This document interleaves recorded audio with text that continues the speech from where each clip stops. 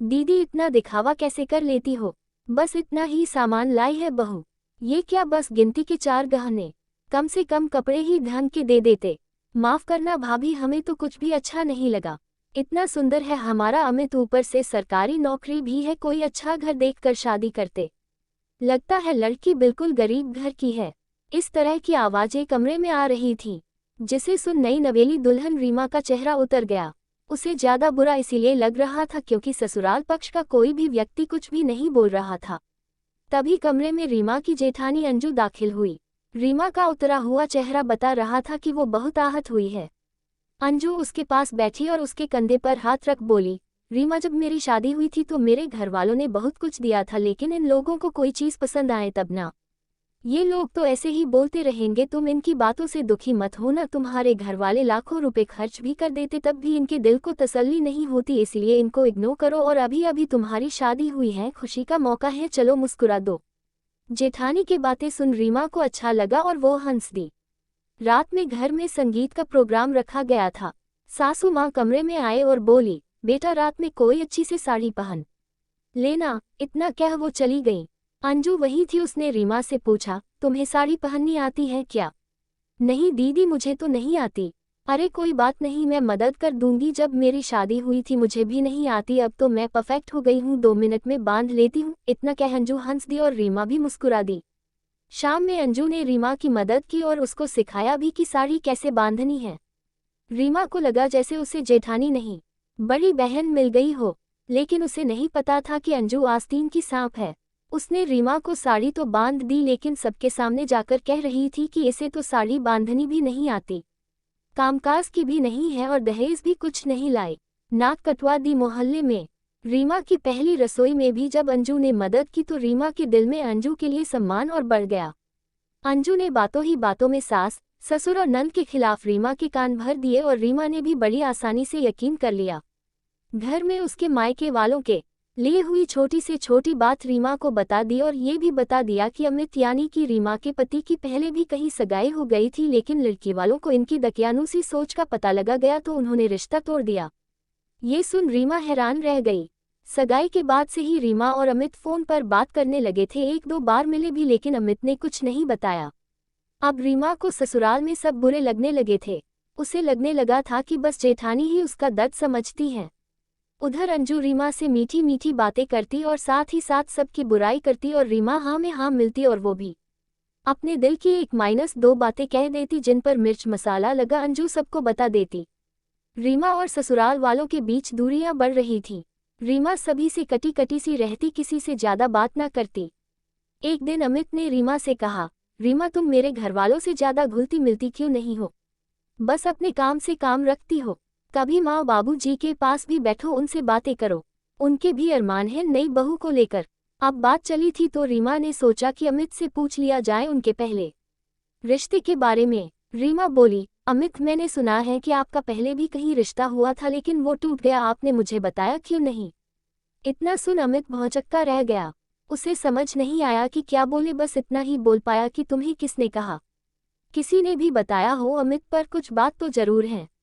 वो भी बता दूंगा, पर जो कोई भी तुम्हारे कान भर रहा है ना, उसी के कारण टूटा था रिश्ता। कौन भर रहा है मेरे कान? बड़ी भाभी और कौन? अमित दीदी के बारे में कुछ मत बोलना, वो बहुत अच्छी है और मेरी बहुत मदद करती हैं। रीमा तुम अभी आए हो इस घर में, मैं उन्हें कई वर्षों से जानता हूँ, शादी के 2 महीने बाद ही अलग घर में रहने की फरमाइश कर दी थी उन्होंने, इसीलिए तो इसी शहर में होकर भी किराए के घर में रहती है। हमारे घर तो वो आती भी नहीं थी जब से शादी हुई है, बस तुमसे मिलने आती है, बाकी सच्चाई छुपती नहीं है, सच सामने आ ही जाता है, तुम्हें भी उनका नेचर समझ आ जाएगा।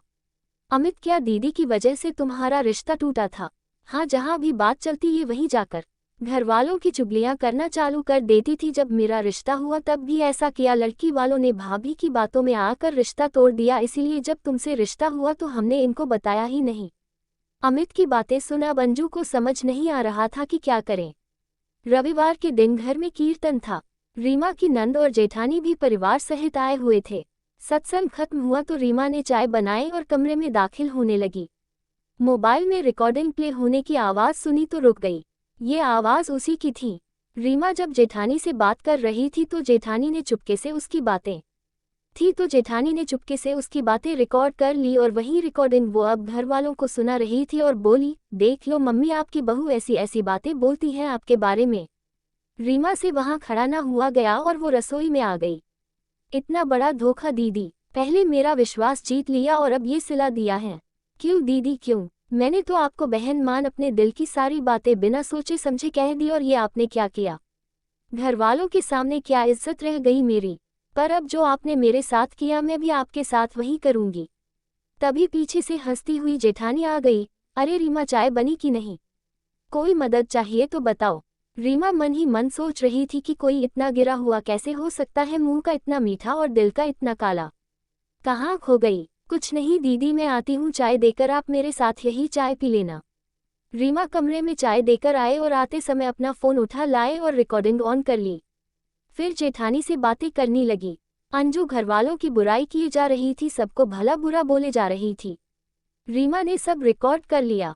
रात में जब सब खाना खाने लगे तो रीमा सबको खाना परोस रही थी, लेकिन सास और नंद का मुंह फूला हुआ था। इतने दिनों से दोनों चुप थे, लेकिन आज उनसे चुप नहीं रह गया तो नंद सुप्रिया बोली, भाभी आप मुंह पर तो इतनी मीठी हो और पीछे से सबकी इतनी बुराई करती हो। तो रीमा बोली, दीदी मुझसे कुछ गलतियां हुई हैं, उनके लिए मैं माफ़ी मांगती हूँ, लेकिन आगे से ऐसा कुछ नहीं होगा। मैंने बिना सोचे समझे कुछ बोला हो तो माफ़ करना। तभी सास भी बोल पड़ी, रीमा तुमसे ये उम्मीद न थी, और अंजू को तरफ देखा तो अंजू सास और नंद की हाँ में हाँ मिलाने लगी। मांझी दीदी अक्सर मुझसे चिकनी चुपड़ी बातें करती थी, वह आप लोगों के खिलाफ मुझे भड़कती थी और मैं उनकी बातों पर आंख मूंद कर विश्वास करती रही। मैंने इनको अपना हमदर्द मान लिया था, इसीलिए जो दिल में होता सब इनसे कह देती। इन्होंने धोखा किया है मेरे साथ, मुझे नहीं पता था कि ये सारी बातें रिकॉर्ड करती है और आपको सुनाती है, रीमा बोली। अंजू ने रीमा की तरफ देखा और बोली, मैंने कब तुम्हें भड़काया? मैं तो घरवालों की बहुत इज्जत करती हूँ। मम्मी जी ये झूठ बोल रही है, इसकी चोरी पकड़ी गई है इसीलिए नाटक कर रही है, मैंने तो रिकॉर्डिंग इसकी सच्चाई सामने लाने के लिए की है। अच्छा दीदी तो ये सुनिए, आपकी सच्चाई सामने लाने के लिए मैंने भी आपकी रिकॉर्डिंग करी थी। इतना कह रीमा ने रिकॉर्डिंग ऑन कर दी, जिसे सुनकर घर के सब लोग हैरान रह गए। बात बिगड़ते देख अंजू फटफट निकल ली और रीमा ने सबसे वादा किया कि वो ऐसी गलती फिर दोबारा नहीं करेगी। सबने उसे माफ कर दिया और अब रीमा को अक्ल आ गई थी कि बिना किसी को जाने पहचाने उस पर भरोसा नहीं करना चाहिए। रीमा ने इस धोखे से सबक ले लिया और जीवन में ऐसी गलती फिर कभी नहीं की। दोस्तों, सच्चे दिल वाले इंसान को सब अपने जैसे सीधे और भोल भाले लगते हैं, इसीलिए वो सब पर आसानी से भरोसा कर लेता है, लेकिन हर कोई आपके भरोसे के लायक नहीं होता। कुछ लोग इसी मासूमियत और भोलेपन का फायदा उठाते हैं और मौका देखते ही छुरा घोंप देते हैं। इसीलिए सोच समझकर विश्वास करें। कहानी अच्छी लगे तो लाइक, कमेंट व शेयर करना ना भूलें।